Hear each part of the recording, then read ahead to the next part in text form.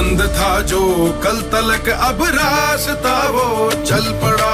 मंजिले ही मंजिले हैं आज तो कदमों तले, मंजिलों के पार भी अब हौसला निकल।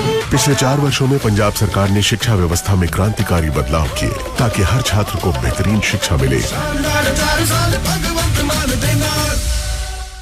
ईरान ने अमेरिका का सीज फायर ठुकरा दिया है और ठुकराते ही क्या कारनामा किया है, इस वक्त की सबसे बड़ी जानकारी बड़ी खबर के साथ हाजिर हूं। दरअसल दोस्तों, अमेरिका बीते कई दिनों से ईरान को मनाने की कोशिश कर रहा था। टेबल पर बातचीत चल रही थी। सीज फायर को लेकर ईरान ने पूरा खाका भी तैयार कर लिया था। उनकी क्या क्या डिमांड्स थी वो सब कुछ अमेरिका के पास भिजवा दिया गया था और बिचौलिया पाकिस्तान था। लेकिन अचानक से ईरान की बात ना मानने पर साफ तौर पर ईरान ने सीज फायर को तो ठुकराया ही, लेकिन साथ में अमेरिका के सबसे बड़े युद्धपोत पर दनादन मिसाइल दाग दिया है।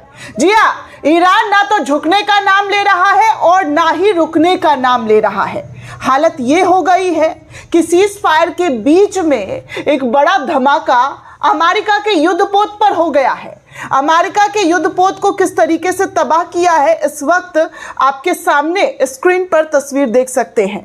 ईरान किसी भी कीमत पर पीछे नहीं हटने को तैयार है। एक बात आप साफ जान लीजिए, ईरान अपनी शर्तों के साथ ही कोई भी समझौता करेगा। अमेरिका या इजराइल के दबाव में या किसी भी देश के दबाव में वो कोई भी समझौता नहीं करेगा। ईरान ने अपना लोहा मनवा दिया है। ईरान ने अगर मगर किसी तरीके की कोई भी चीजें एक्सेप्ट नहीं की है। सिर्फ और सिर्फ अपनी संप्रभुता, अपनी शक्ति, अपने देश का बचाव, अपने देश के नागरिकों की सुरक्षा वो सबसे पहले लाकर चुना है। ईरान ने शहादत दी है। ईरान के कई लीडरों ने शहादत दी है दोस्तों, और यही वजह है कि ईरान ने अब सर पर कफन बांधकर सीधे तौर पर ऐलान किया है कि सीज फायर का जो उनकी चीज़ें हैं वो नहीं हुई है और वो इस सीज फायर को नहीं मानेगा। अब देखिए, अब्राहम लिंकन जो अमेरिकी युद्धपोत है उस पर दनादन मिसाइल दागी है और चेतावनी भी दी है। और भी कई बड़ी खबर आपको बताने वाली हूं कि इजराइल के अंदर कैसे एक रिसाव हो रहा है जिसमें खतरा बढ़ता हुआ नजर आ रहा है, और साथ ही गरीब देशों का हाल इस वक्त किस तरीके से खतरे में पहुंचा है। बुशहर में जो धमाका हुआ है, उस धमाके के बाद एटमी रेडिएशन की बड़े खतरे की बात सामने आ रही है। आगे आपको ये भी बताऊंगी कि ईरान जंग का असर अब पूरी दुनिया पर, गरीब मुल्कों पर भी किस तरीके से पड़ रहा है, इस बात पर भी चर्चा की जाएगी। ईरान ताबड़तोड़ कौन कौन से मुल्क पर अब हमला करना शुरू कर चुका है, इसकी भी एक्सक्लूसिव जानकारी आपको दूंगी। साथ ही आपको बताऊंगी कि ईरान का जो गैस फैसिलिटी है हंदेरा, उस पर भी ईरान के जरिए अब अटैक कर दिया गया है। आगे रूस और चाइना से मिलने वाली मदद को देखते हुए इजराइल और अमेरिका इतना झन्ना गया है, इतना बौखला गया है कि रूस पर भी अटैक कर दिया गया है। जी हाँ, रूस और ईरान और चीन के जो रास्ते थे उस रास्ते पर अटैक किया गया है।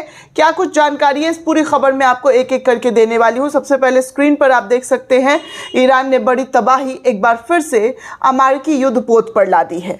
दरअसल अमेरिकी राष्ट्रपति डोनाल्ड ट्रंप ईरान पर हमला भले ही कुछ दिनों के लिए रोक चुके हैं। सीज फायर अमेरिका के जरिए किया गया है लेकिन ईरान के जरिए नहीं। लेकिन तेहरान पीछे हटने का नाम नहीं ले रहा है। मिडिल ईस्ट में तनाव फिर से बढ़ गया है, फिर से तनाव अपने चरम पर पहुंच गया। ईरान ने दावा किया है कि बुधवार को उसने अमेरिकी युद्धपोत अब्राहम लिंकन पर क्रूज मिसाइल दागी है, और ईरानी सेना ने सरकारी टीवी पर जारी एक बयान में अमेरिका को चेतावनी देते हुए कहा है कि जब इस स्ट्राइक ग्रुप के जहाज उनकी रेंज में आएंगे तो और भी मिसाइल खाए जाएंगे, और भी मिसाइल उन पर दागे जाएंगे। जहां उनके रेंज में स्ट्राइक ग्रुप के जहाज नजर आएंगे वो अपने मिसाइल दागने से पीछे नहीं हटेंगे। ईरान की सेना का बयान आया है।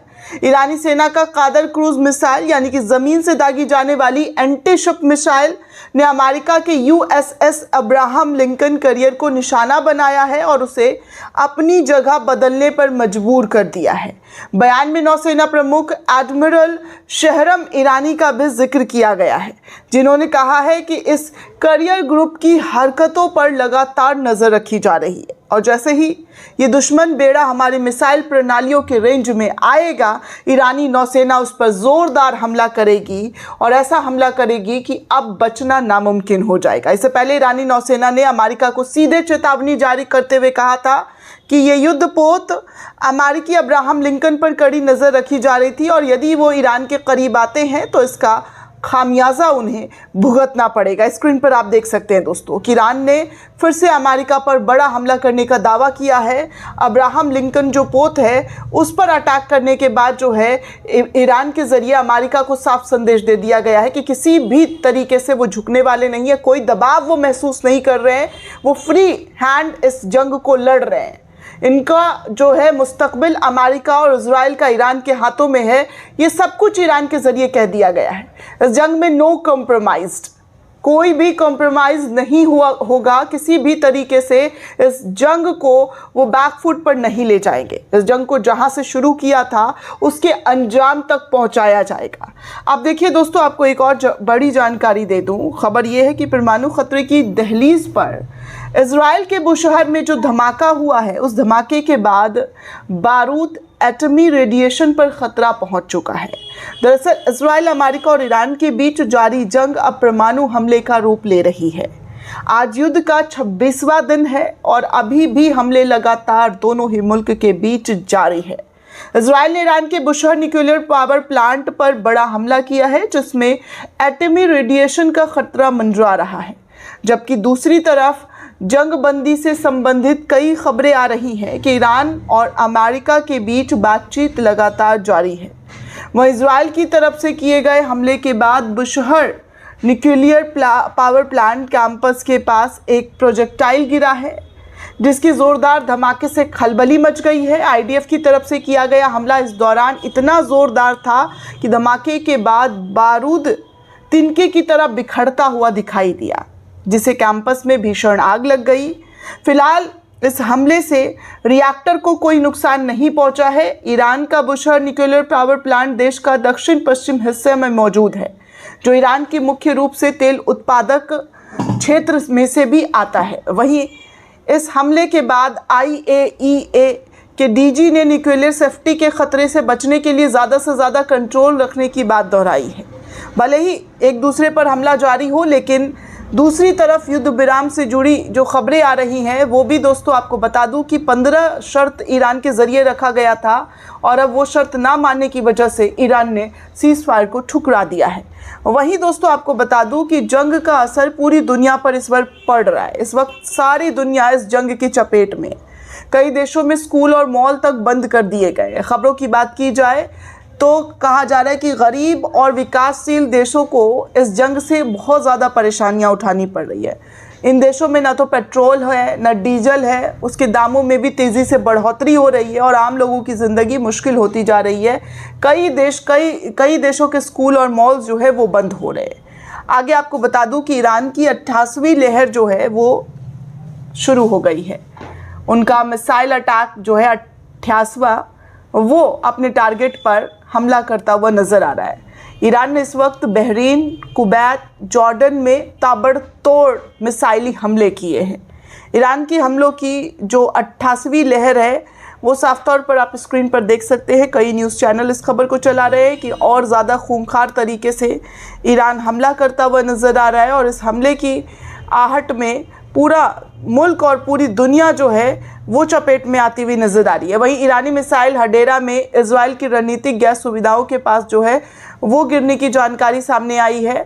बाकी जाते जाते आपको बता दूं दोस्तों कि आईडीएफ ने, जी हाँ, इजराइल ने रूस आईडीएफ के जो ताकत को देखकर इस वक्त इजराइल और अमेरिका पूरी तरीके से हैरान है कि ईरान इतनी ताकत कहाँ से ला रहा है। तो ऐसे में दोस्तों कहा जा रहा है कि इजराइल ने रूस से ईरान को मिल रही मदद की सप्लाई लाइन को ही ख़त्म कर दिया है, ध्वस्त कर दिया है। खबरों की बात की जाए दोस्तों तो इजराइल ने 18 मार्च को रूस ईरान की हथियार आपूर्ति मार्ग को बर्बाद करने के लिए उत्तरी ईरान के अंजली बंदरगाह पर हमला किया है। आईडीएफ ने इस ऑपरेशन में मिसाइल जहाज़, गार्डशिप और लॉजिस्टिक इंफ्रास्ट्रक्चर को क्षतिग्रस्त किया है, जिसकी वजह से कहा जा रहा है कि इजराइल का उत्तरी ईरान के नौसैनिक ठिकानों और कैप्सिकन सी में ये पहला सैन्य हमला इजराइल के ज़रिए था, जहां पर ईरान को कमज़ोर करने की कोशिश की जा रही है। हालांकि ईरान को कमज़ोर करना इतना आसान काम नहीं है, ये बात खुद अमेरिका और इजराइल दोनों जान रहा है, जिसकी वजह से इस जंग में पूरी ताकत तमाम मुल्कों के ज़रिए झोंकी जा रही है। जिस देश में इस वक्त जंग हो रहा है वो अपने अपने तरीके से अपनी ताकत को झोंक रहे हैं और इस जंग को जीतने की कोशिश कर रहे हैं। इस जंग में कौन जीतेगा कौन हारेगा, अभी लंबा ये जंग चलने वाला है, लेकिन फ़िलहाल इस बात पर कोई भी कुछ नहीं कह पा रहा है कि आगे क्या होगा, कितने भयानक नतीजे देखने सुनने को मिल सकते हैं। ऑलरेडी हम भयानक नतीजे देख रहे हैं, लेकिन इससे भी ख़तरनाक और भयानक नतीजे देख सकते हैं। दोस्तों, ये पूरी रिपोर्ट आपको कैसी लगी हमें कमेंट करके ज़रूर बताइएगा। साथ ही साथ चैनल को ज़्यादा से ज़्यादा लाइक, शेयर और सब्सक्राइब करना बिल्कुल भी ना भूलें। शुक्रिया दोस्तों।